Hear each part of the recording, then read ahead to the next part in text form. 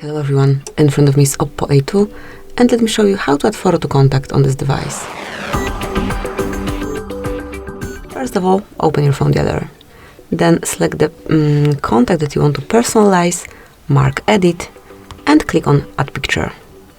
And now you can choose photo from your camera roll, gallery, and you can choose some from Google Photos or illustrations, whatever you prefer.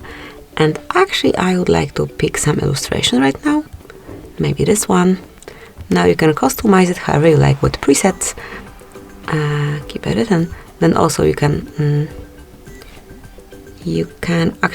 zoom it in on or out with the graphics. However, if you do edit picture, you can zoom it in and out, also rotate it, then just tap on save.